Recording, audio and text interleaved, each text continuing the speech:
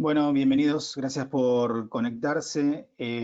Vamos a iniciar el curso web del día de hoy eh, sobre pavimento de hormigón, diseño de intersecciones y transiciones. Este curso de alguna manera complementa el curso anterior sobre diseño y construcción de juntas, en el cual veíamos algunas pautas de diseño y yo dejaba planteado que esas pautas de diseño y ubicación de juntas eran recomendaciones para secciones rectas. En el caso de intersecciones, era un punto donde se debería analizar en detalle, ya que teníamos que tener en cuenta otro tipo de criterios. Vamos a arrancar con el temario. En principio vamos a ver la parte de intersecciones a nivel y específicamente el caso de rotonda. Vamos a ver algunas recomendaciones de diseño, cuáles son las pautas para la distribución de juntas en estos sitios, qué hacemos con las estructuras fijas, cómo de alguna manera tenemos que resolver esos puntos que son especialmente problemáticos. Vamos a ver los distintos tipos de juntas y la aplicación que tenemos que hacer de estos distintos tipos de juntas. Y finalmente pasaremos a la parte de transiciones. Básicamente veremos las transiciones que están recomendadas para lo que sería una transición entre un pavimento de hormigón y otro pavimento de hormigón, o un pavimento flexible, o posiblemente también podemos ver también lo que sería una transición de un pavimento de hormigón con una zona que no está pavimentada. Vamos a repasar algunos esquemas sugeridos para este tipo de transiciones y vamos a discutir algunos detalles que tienen que ver con su funcionamiento. Rápidamente mencionamos algún punto relacionado con el diseño estructural del pavimento en la parte de intersecciones. En este caso, básicamente lo que se deja planteado es que si venimos trabajando en un proyecto específico y alcanzamos una zona de intersección, posiblemente en la zona de intersección el paquete estructural deba modificarse. En particular, lo que debe hacerse es siempre analizarlo, porque en la zona de intersección confluyen, por supuesto, el tránsito de la segunda arteria, y esto, por supuesto, significa una mayor exigencia para el pavimento y tiene que ser considerada. En términos generales, podríamos prever o recomendar que se haga un recálculo considerando la combinación de ambos volúmenes de tránsito que confluyen a la zona de intersección, pero existen algunas recomendaciones para de alguna manera resolver esto rápidamente, que consideran que el pavimento de hormigón, su variable más significativa y que mayor incide en la capacidad estructural del pavimento es el espesor de calzada. Entonces sugiere considerar la variación del espesor de calzada para ajustarlo a la mayor capacidad requerida en estos sectores. Plantea, en esta tabla se plantean tres circunstancias posibles, una en la cual confluyan dos arterias de bajo tránsito pesado, en lo cual sugiere utilizar el espesor de calzada correspondiente, el mayor espesor de calzada de los dos, considerando que en este caso E2 es superior a E1. En el caso de que confluyan una arteria de bajo tránsito pesado y una de alto tránsito pesado, sugiere emplear el espesor de calzada correspondiente a la arteria de alto tránsito pesado. Y si confluyen dos arterias de alto tránsito pesado, la recomendación sería emplear el mayor espesor de calzada de las dos y con un sobreespesor de 1 a 3 centímetros, ¿no? De alguna manera deja a criterio del proyectista la adopción de este sobreespesor, ¿no? De 1 a 3 centímetros. En el caso de las rotondas, aparte del mayor volumen de tránsito que confluye en la intersección, aparece lo relacionado con el giro del vehículo en la rotonda. Lo cual genera un vehículo girando en velocidad, genera la aparición de una fuerza centrífuga, que esta fuerza centrífuga va a provocar una tendencia al vuelco. Esa tendencia al vuelco va a ser compensada con un desbalance natural de la carga, como muestra acá la gráfica. Acá tenemos un eje de 10 toneladas que reparte su carga en 5 toneladas en las ruedas externas y internas, y que girando en velocidad, en este caso está el ejemplo, considera un vehículo a 40 kilómetros por hora en una rotonda de 50 metros de radio, una rotonda bastante cerrada, genera la formación de esta fuerza centrífuga de 2,5 toneladas, que por supuesto genera una tendencia al vuelco, y para compensar ese par existe un desbalance entre las cargas de las ruedas, generando una sobrecarga en las ruedas externas, en este caso del orden del 40%, ¿no? Este nivel de sobrecarga debería ser también considerado en el refuerzo estructural o en el paquete estructural de la rotonda. Para facilitar el análisis en este tipo de situaciones, en nuestro manual hemos incorporado esta gráfica en el cual, a partir de la velocidad de circulación prevista y el radio de la rotonda, pueda estimarse el nivel de sobrecarga en las ruedas externas. Por supuesto, en la medida que aumenta el radio o baja la velocidad de circulación, el nivel de sobrecarga, por supuesto, siempre es inferior.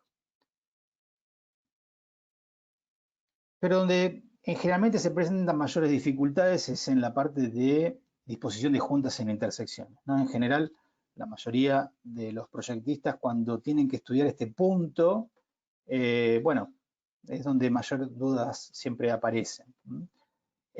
Para arrancar a tratar este tema, lo primero que deberíamos hacer es repasar algunas reglas generales. Primero, ¿qué tenemos que hacer o qué tenemos que respetar? ¿Cuáles son las recomendaciones? Y por otro lado, ¿qué tenemos que tratar de evitar por sobre todas las cosas?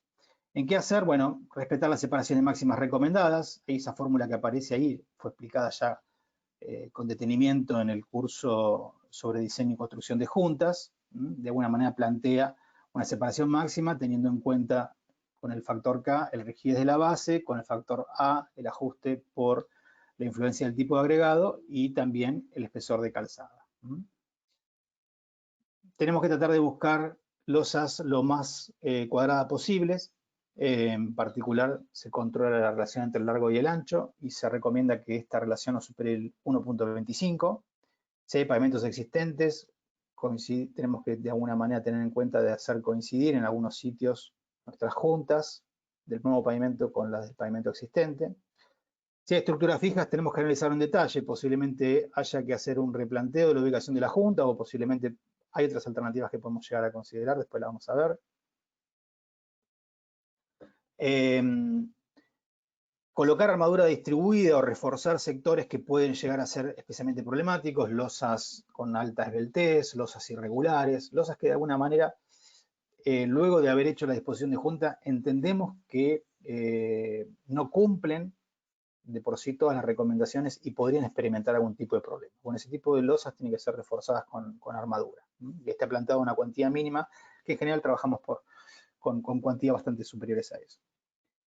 ¿Qué tenemos que evitar? Bueno, losas de anchos menores a 30 centímetros o 50 centímetros. Esto en general aplica más que nada para el caso de losas de tipo triangulares que pueden llegar a aparecer en algún sector. Bueno, esas losas que originalmente serían triangulares, tenemos que transformarlas en losas de tipo trapezoidales.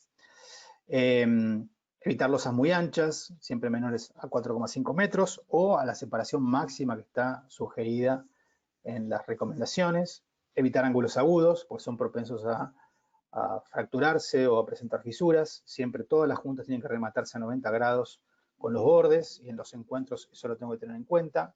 Evitar esquinas interiores porque también son propensas a desarrollar fisuración en esos puntos.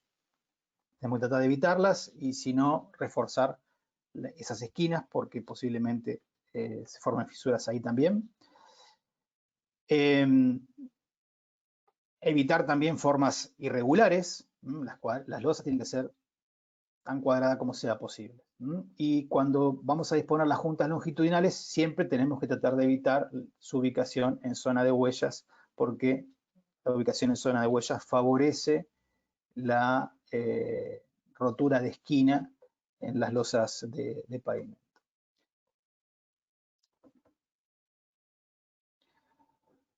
Un aspecto que siempre debe analizarse en este tipo de intersecciones, especialmente en intersecciones de tipo urbanas, es las juntas de dilatación. Digamos, ¿no? Básicamente, la junta de dilatación nos permite a nosotros absorber movimientos diferenciales entre distintas zonas pavimentadas, ¿no? Y acá está planteado un esquema o una posibilidad, después vamos a verlo más en detalle, que sería un planteamiento de ubicación de juntas de dilatación en distintos tipos de intersecciones de mínima.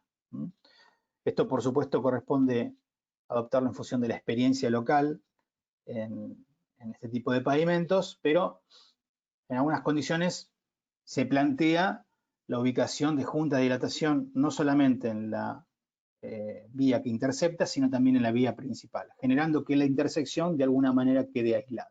Esta sería de alguna manera una solución más conservadora que posiblemente sea aplicable especialmente en sitios donde son generalmente zonas más secas y hay mayores gradientes térmicos, ¿no? Pero esto de alguna manera, como digo, tiene que estudiarse y analizarse en función de la experiencia local. Pero existen estas dos alternativas de ubicación de juntas de dilatación en zonas de intersecciones.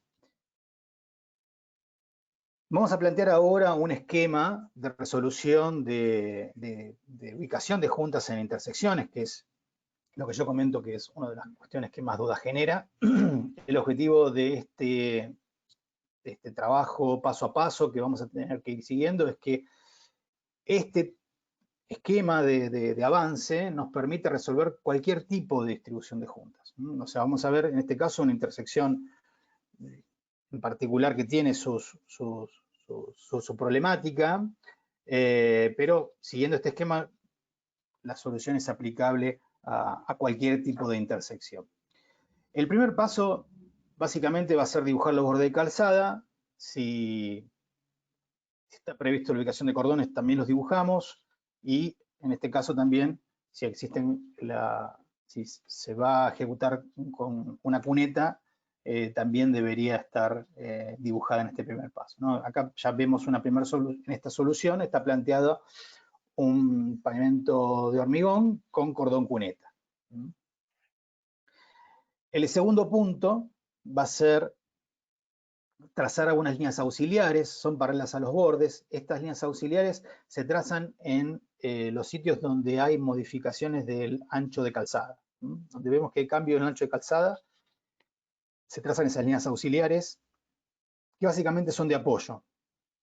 Al finalizar, digamos, el trabajo las vamos a eliminar. El tercer paso sería dibujar las líneas que definen los carriles. Posiblemente serían la ubicación de las futuras líneas demarcatorias. El tercer paso, bueno, esto es obligatorio si está previsto la ejecución con pavimentadora de encofrados deslizantes. En el caso que esté previsto la ejecución con moldes fijos, no es del todo obligatoria, pero en el caso que esté previsto la pavimentación con encofrados deslizantes, es necesario que en la intersección entre lo que sería las paralelas trazadas en el punto anterior con la faja de pavimentación principal, extendamos esa línea más allá de las líneas auxiliares que trazamos en el punto anterior. De alguna manera generando una continuidad que si trabajamos con una pavimentadora, esto de alguna manera queda impuesto por el sistema de pavimentación. El quinto punto es comenzar a ubicar juntas transversales en los sitios donde existen modificaciones en el ancho de la calzada.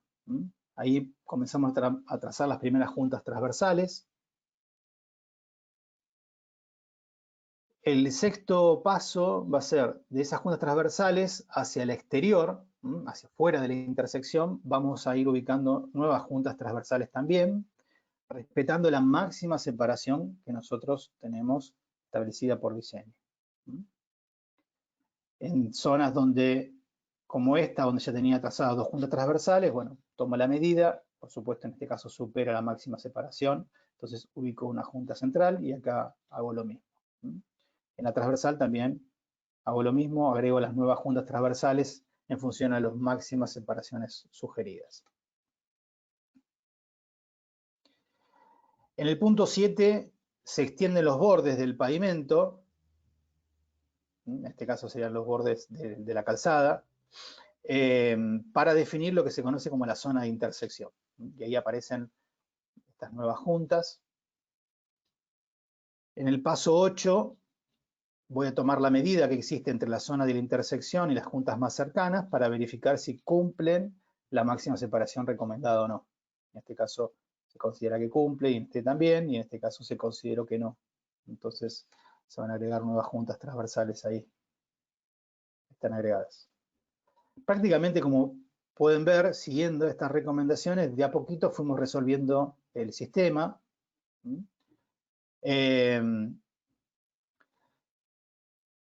Se agregaron estas juntas intermedias, porque acá la separación entre juntas superaba lo recomendado, y comenzamos ya a conformar los encuentros respecto a los bordes laterales. Ya llegando, digamos, a lo que sería el paso 10, nos toca de alguna manera comenzar a resolver ya manualmente y estudiando cada punto en forma detallada, cómo lo resolvemos, ¿no? Siguiendo las recomendaciones, empalmando siempre las juntas o rematando las juntas siempre a 90 grados, evitando la formación de ángulos agudos. Las losas tienen que ser lo más regulares posibles, pero ya llegamos a una situación donde la regularidad de alguna manera ya la hemos perdido. Lo bueno de este sistema de 10 pasos, como está acá explicado y que está recomendado, es que en las zonas de mayor circulación, que son las zonas centrales, nosotros mantenemos una buena regularidad de losas. Y los sectores que de alguna manera no respetan esa regularidad han quedado más cercanos a los bordes y posiblemente sean zonas menos empleadas por la circulación. Igualmente vamos a tener que analizarlos en detalle porque son puntos de por sí que pueden experimentar problemas y tenemos que ver de qué manera reforzarlos también.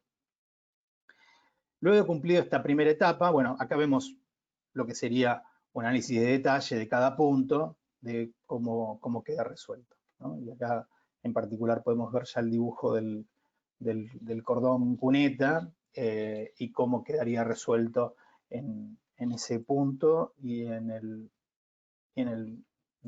este. Lo que toca ahora es comenzar a revisar las estructuras fijas. Hasta ahora no habíamos tocado este tema, o sea, trabajamos con libertad en la ubicación de las juntas en el pavimento.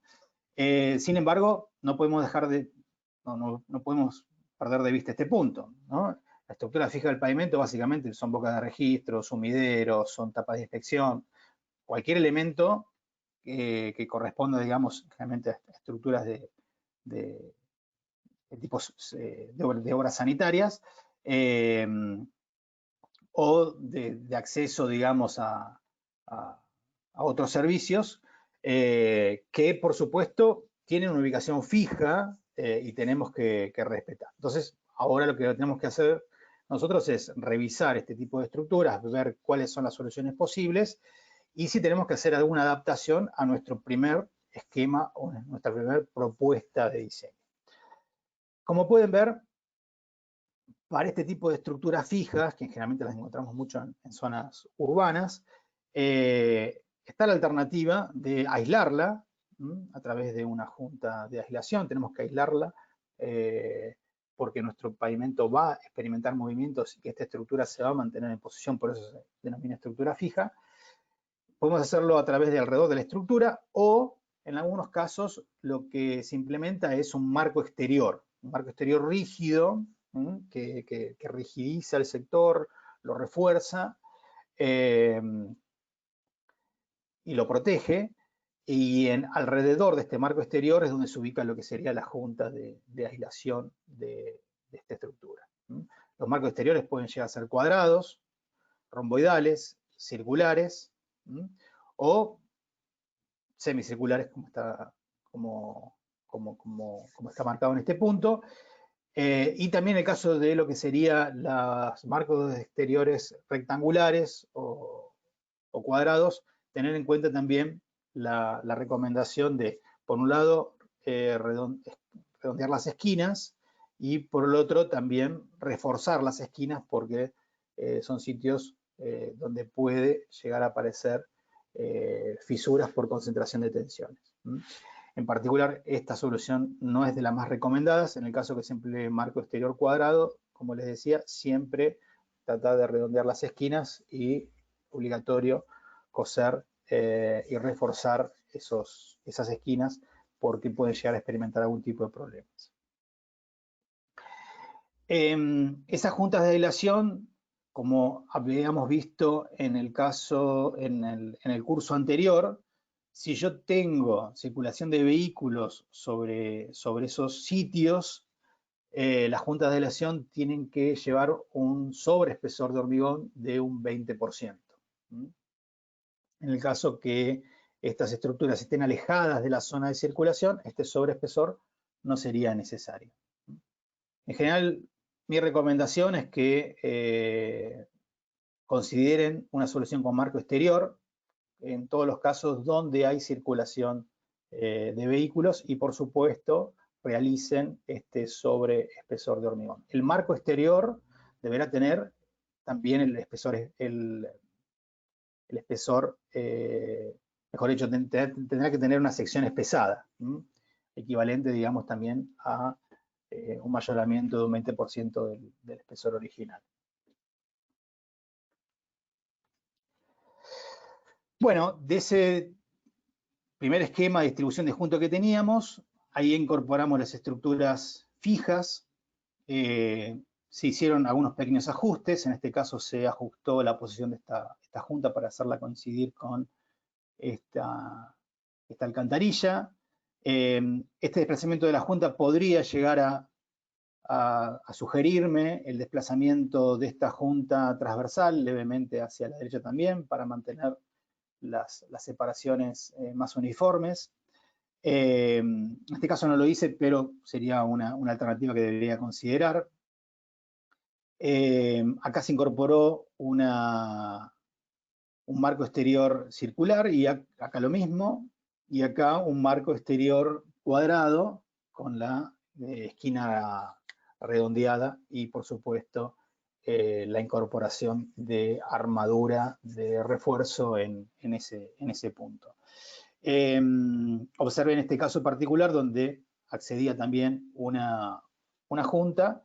El remate siempre en los últimos 30, 40, 50 centímetros de la junta, siempre a 90 grados, para evitar la formación de ángulos agudos. Igual, este tipo de sectores que son problemáticos, vamos a ver después que está recomendado reforzarlos también con armadura, por el caso eventual que pueda llegar a experimentar algún cuadro de fisuración durante la etapa en servicio. El último punto sería comenzar a analizar qué tipo de junta hay que colocar en cada sitio. Acá tenemos los 10 tipos de juntas diferentes que están en nuestro manual de pavimentos. En el caso de las juntas A, las que tienen dominación A1 o A2, son las juntas transversales, con o sin pasadores según corresponda. La B es de construcción, la E de dilatación, C1 sería de contracción con barra de unión, C2 sin barra de unión, las D son las de construcción, longitudinales de construcción, y por último las F, en este caso están marcadas como las juntas de aislación sin sobreespesor, sería la F1, y con sobreespesor la F2. O sea, la F1 es la que usamos contra estructuras fijas si no tenemos en ese sitio circulación de vehículos, y si lo tenemos, la F2.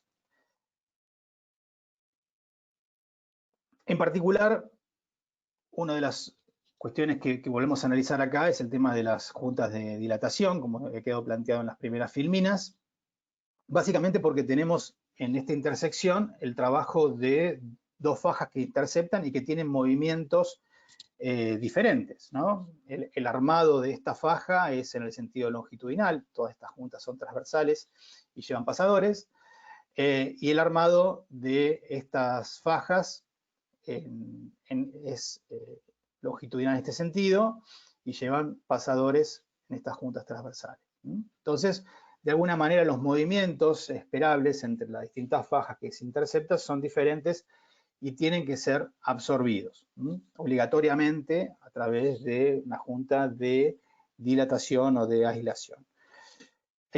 Históricamente, este tipo de encuentros siempre se solucionó de esta manera, a través de la incorporación de una junta de dilatación que absorbiera los movimientos en esta dirección, y en el encuentro entre los dos sectores se ubica una junta de tipo machimbrada, una junta que se denomina habitualmente como junta de borde libre, ya que permite que exista un desplazamiento entre ambas fajas, y también el machimbre permite que exista transferencia de carga. Este es un tipo de solución que históricamente se ha empleado para este tipo de situaciones. Otra alternativa podría llegar a ser esta, es la que más utilizan en general los americanos, pero de alguna manera cada una tiene su particularidad, y desde el punto de vista constructivo, esta podría llegar a ser una solución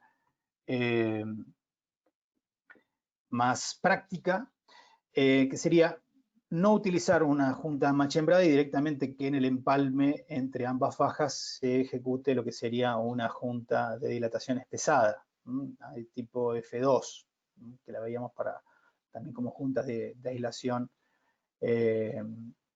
con sobreespesor de un 20% del espesor original. Esta también podría llegar a ser una alternativa viable. Yo a partir de ahora voy a avanzar con la primera, pero este caso también sería perfectamente aplicable para resolver estos puntos conflictivos. Bueno, para definir el resto de los tipos de junta, avanzo en forma separada, primero con la vía transversal,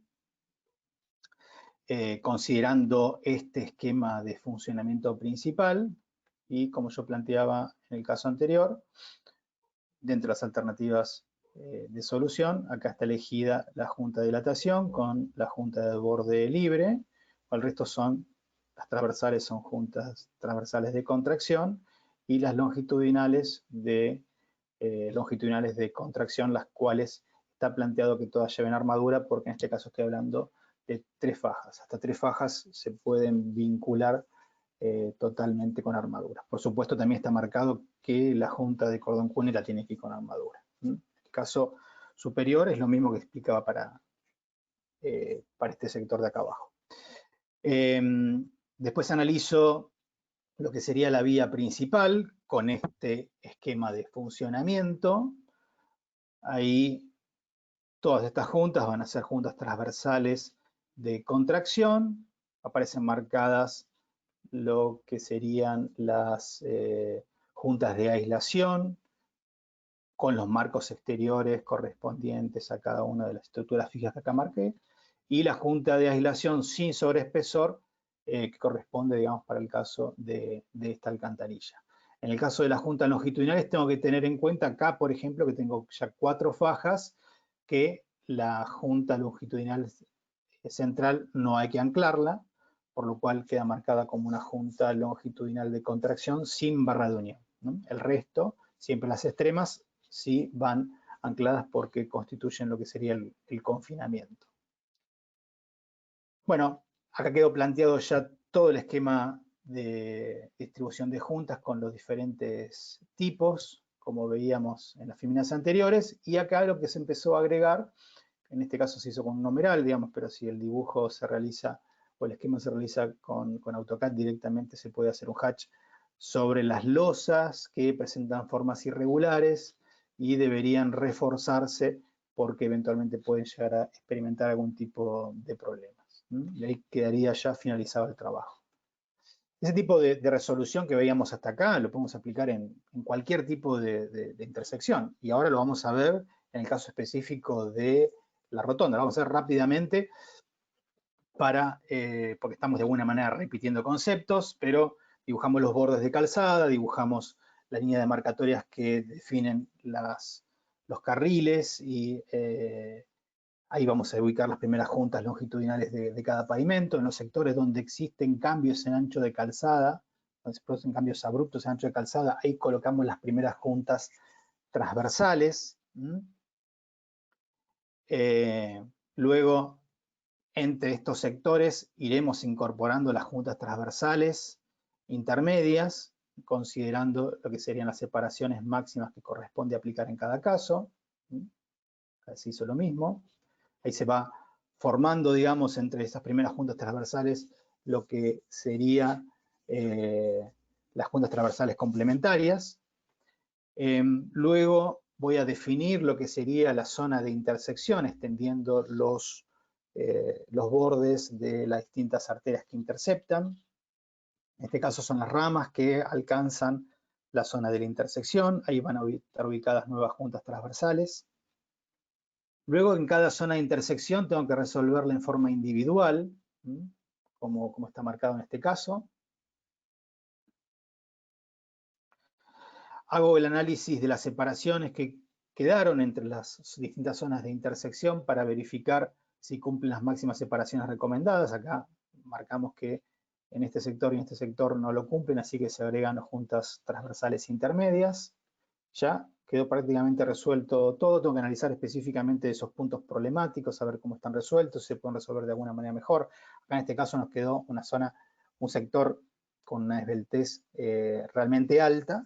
Igualmente, como decía, este tipo de sectores van a tener que estar reforzados porque justamente se aparta de lo que serían las recomendaciones. Incorporo las estructuras fijas, y como yo comentaba ya para el caso anterior, las que quedan cerca o en zona de circulación, les incorporo un marco exterior. Esta es una recomendación que les realizo de mi parte. Y aquellas que quedan fuera de la zona de circulación, no, en este caso no se les incorpora un marco exterior. También se le podría hacer, pero no se le incorporó. Lo que sí tenemos que tener en cuenta es que estas juntas, este marco exterior y esta junta de aislación tiene que ser espesada, ¿no? Comienzo a analizar el funcionamiento para definir los distintos tipos de juntas a aplicar en estos sectores. El esquema de funcionamiento, básicamente en la rotonda, es este que vemos, en lo que sea la rotonda en un comportamiento radial y el comportamiento de las ramas que acceden a la rotonda. Ya analizo para ese caso específico cómo deberían ser la resolución a través, en este caso, de la combinación de una junta de dilatación en ambas arterias que interceptan y una junta de borde libre en el empalme específicamente con la rotonda. Bueno, una vez ya resuelta esa parte, el resto corresponderá a terminar de identificar el resto de los tipos de juntas. Acá están marcadas las juntas de dilatación. En este caso, la junta de dilatación está espesada porque se considera que está en la zona de circulación. Y en este caso, perdón, y en este caso no. No se ubicaron, no se identificaron todos los tipos de juntas porque veíamos que complicaba mucho el dibujo, pero de alguna manera queríamos identificar básicamente algunas para que, por supuesto, ustedes observen conceptualmente cómo se van identificando el resto. Si identificábamos todas, iba a quedar básicamente sumamente cargado, digamos, ¿no? Pero bueno, en el proyecto definitivo deberían quedar todas identificadas, ¿no? En particular lo que mencionaba, que es la junta de aislación, las que están más alejadas de la zona de circulación, en este caso fueron demarcadas como sin sobreespesor. Aquellas como estas que están en la zona central de la rotonda, considerando que pueden caer en zona cercana a la circulación de los vehículos, se hizo con sobreespesor. Las estructuras fijas como yo mencionaba, todas llevan marco exterior, en este caso romboidal, y el resto circular, pero esto, por supuesto, es a criterio del proyectista, y en todos los casos tienen que ir espesadas. Acá tengo 4 fajas, por lo cual la junta longitudinal central va sin barras de unión y las laterales con barras de unión. El resto corresponde a juntas transversales de contracción. Tenemos la dilatación que marcábamos, están en este caso marcadas con el color rojo, y las de borde libre. Y bueno, en el caso de la rotonda, estas son las juntas transversales de contracción que están marcadas con la letra A, y la junta longitudinal, en este caso, va armada, por eso que identificada como C1. Bueno, acá tenemos ya también resuelto lo que sería un esquema de distribución para una rotonda. Como ven, siguiendo estas pautas, estas recomendaciones, arribamos a soluciones razonables, donde alcanzamos una buena regularidad de losas en la mayoría de los casos. Por supuesto, nos han quedado algunas losas, lo vamos a ver en la siguiente filmina, que optamos por reforzarlas porque sabemos que pueden llegar a experimentar algún tipo de inconveniente después en servicio, porque no mantienen la regularidad y no tienen la forma sugerida en estos casos, ¿no? También incorporamos algunos sectores con armadura en aquellos sitios donde existen estructuras fijas que de por sí son puntos problemáticos y potenciales generadores de algún tipo de conflicto. Siempre en cualquier sitio donde uno sospeche que puede llegar a haber algún problema futuro, es conveniente, por precaución, hacer el armado o el refuerzo del sector. Bueno, y para finalizar pasemos a la parte de transiciones. Bueno, para que una transición presente un buen comportamiento en servicio, de alguna manera tiene que cumplir las siguientes funciones: proveer una transición geométrica suave, proveer un cambio gradual en la capacidad estructural del pavimento. Esto muchas veces es muy difícil de lograr. Permitir movimiento de las losas cuando sea necesario. Esto es prácticamente una de las premisas fundamentales que vamos a tener que ver. Minimizar problemas asociados con el drenaje de la estructura del pavimento, considerando que tenemos pavimentos que están resueltos de manera diferente y que pueden llegar a tener cuestiones, condiciones de drenaje diferentes, y en este caso hay que compatibilizarlas. Y por supuesto siempre buscar soluciones que nos permitan mantener una buena condición de transitabilidad y un buen desempeño durante la vida útil. Dentro de los diferentes tipos de transiciones que vamos a ver, bueno, la más sencilla de todas es la transición entre dos pavimentos de hormigón. Bueno, en este caso la solución es bastante sencilla. Directamente lo que se suele hacer es, en la última losa de transición, se va a compensar si existe alguna diferencia de espesores entre estas estructuras, y si la base también es diferente, deberemos generar un desfasaje respecto de la junta de 30 a 50 centímetros.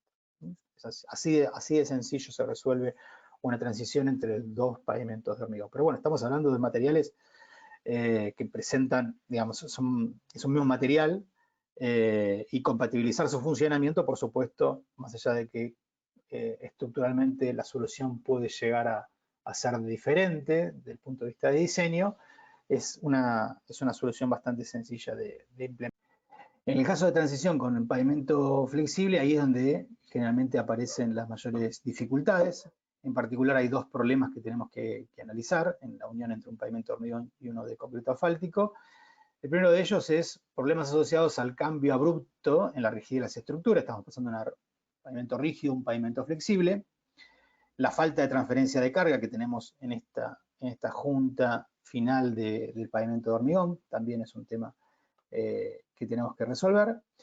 Y también uno de los efectos más comunes en este tipo de encuentros es el fenómeno conocido como crecimiento de losas, que genera efectos sobre la superficie del pavimento asfáltico. Básicamente lo que se manifiesta es una suerte de empuje del pavimento hormigón hacia el pavimento flexible. ¿Cómo se produce esto? Bueno, básicamente en el esquema de funcionamiento de un pavimento de hormigón, acá lo estamos viendo en el sentido longitudinal, todas estas son juntas transversales que experimentan movimientos normales frente a los cambios de temperatura, de apertura y cierre de juntas, digamos, ¿no? En un esquema de este tipo, las juntas diariamente modifican su abertura en función de los cambios de temperatura y de humedad. Por eso cuentan con pasadores que permiten ese libre deslizamiento manteniendo transferencia de carga. Este esquema presenta buen desempeño a lo largo de los años, sin presentar ningún tipo de problemas. Día y noche, la apertura y cierre de la junta lleva a que las losas de alguna manera cambien su dimensión, pero finalmente siempre permanecen en su misma posición. Pero si rompemos este esquema de funcionamiento a través de lo que sería una transición, y aparece lo que en este caso está graficado como un pavimento asfáltico, bueno, el funcionamiento va a ser el mismo. La diferencia es que frente a esta falta de continuidad, el pavimento de hormigón encuentra mayor libertad de movimiento. Entonces, estas losas próximas al encuentro con el pavimento asfáltico van a tender a empujar el pavimento asfáltico, generando, digamos, la manifestación de este efecto que veíamos en la filmina anterior, ¿no? Ese empuje del pavimento de hormigón sobre el asfalto genera esa pequeña loma que, por supuesto, afecta el buen desempeño de esa transición. Una de las alternativas para evitarlo, vamos a ver diferentes alternativas, pero una de las alternativas para evitarlos, que es posiblemente una de las más sencillas, es generando una suerte de tapón o anclaje o fijación de esas últimas losas, en la cual básicamente eso se realiza de una manera parecida a cómo tratamos el tema de las juntas longitudinales en zonas de plataforma o estacionamiento, donde tenemos muchas juntas longitudinales. Bueno, anclamos las losas extremas en esos casos, como veíamos en el curso sobre diseño y construcción de juntas. Bueno, en este caso el concepto es parecido, es similar. Lo que estamos haciendo es anclando las dos últimas juntas de forma tal que estas tres últimas losas queden solidarias entre sí y, si bien, por supuesto, van a experimentar cambio de temperatura y de humedad, la losa central va a mantenerse en su posición, ¿sí? Y va a evitar esa migración o ese empuje hacia el pavimento asfáltico, ¿sí? Esta colocación de armadura de anclaje es complementaria, por supuesto, a los pasadores, ¿sí? Para calcularla utilizamos el mismo esquema o la misma ecuación de dimensionamiento de las barras de unión, está repetida acá en este caso. La única diferencia, por supuesto, van a ser las dimensiones, ¿no? Acá, en lugar de tener que L sea la distancia al borde libre, va a ser la separación entre juntas transversales, y S era la separación entre juntas transversales, en este caso pasa a ser lo que sería el ancho de la losa, ¿no? Pero el cálculo es exactamente el mismo. Y seguramente vamos a tener una cuantía en esa junta bastante parecida a lo que teníamos en el caso de la junta longitudinal.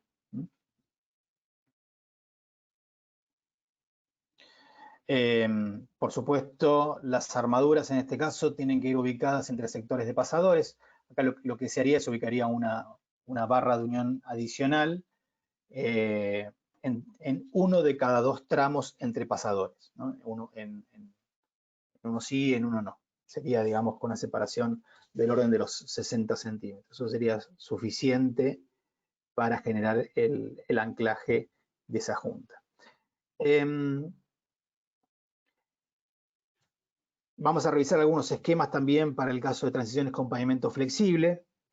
Este esquema está pensado para el caso de una vía de bajo volumen de vehículos pesados, en el cual la solución, que es la más típica de todas, es generar una junta transversal de aislación. ¿Por qué de aislación? Bueno, bajo el mismo concepto que veíamos en el caso anterior, que tenemos circulación de vehículos y falta de transferencia de carga, tenemos que aplicar lo que sería un sobreespesor de hormigón de un 20%, para compensar la falta de transferencia de carga en ese punto. Este sobreespesor de hormigón o este mayoramiento del espesor del hormigón también no va a servir para incrementar el empuje pasivo y evitar el crecimiento de losas. Igualmente se puede, acá está marcado como una alternativa que podemos utilizar, puede incorporarse anclajes en las dos últimas juntas para controlar el empuje hacia el pavimento flexible.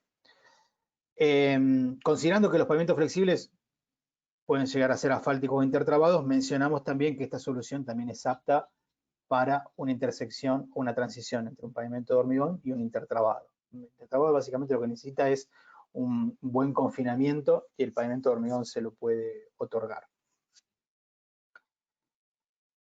Otra alternativa, y ya posiblemente más pensada para una alternativa para elevado volumen de vehículos pesados, sería esta. Acá básicamente lo que tenemos es que en la última losa de pavimento, sería de 4,5 metros, los 3 metros iniciales mantengan esa estructura original y en el último tercio existiera una suerte de transición entre materiales, pasando, digamos, de una estructura rígida a una semirrígida y finalmente a una estructura flexible. Con esta transición de materiales, básicamente la ventaja que tiene este tipo de resolución es que genero una transición de rigideces entre un pavimento rígido y el pavimento flexible. Y también, en este caso está marcado la recomendación de extender la base del pavimento de hormigón hacia el pavimento flexible. Y un borde biselado para evitar la manifestación de una fisura por reflexión desde la capa inferior hacia la superficie. Esto es únicamente aplicable para el caso de pavimentos asfálticos y acá resulta obligatorio, para evitar el crecimiento de losas, incorporar barras de anclaje en las dos últimas juntas transversales de contracción. En el caso anterior lo veíamos como una opción, en este caso sería recomendable o ya directamente podemos pensar en obligatorio. Otra alternativa para elevado volumen de vehículos pesados puede llegar a ser esta, que sería con una viga de cierre, una viga de coronamiento, que genera una condición apta de transferencia de carga al pavimento de hormigón y de por sí sirve de buen anclaje para evitar el fenómeno de crecimiento de losas. En este caso no requiere la incorporación de barras de anclaje en las últimas dos juntas transversales de contracción para evitar este fenómeno porque de por sí esta viga constituye un buen elemento de contención de este problema. La alternativa que podemos tener, en lugar de utilizar una junta de dilatación con pasadores contra la viga de cierre, será no utilizar pasadores y en ese caso hacer un sobreespesor de hormigón. Estas serían las dos variantes. Y para finalizar, tenemos también un esquema para lo que sería transición de un pavimento de hormigón con una zona no pavimentada. Acá es obligatorio la colocación de un sobreespesor de hormigón para compensar la falta de transferencia de carga en este punto, que de alguna manera quedaría sino debilitado.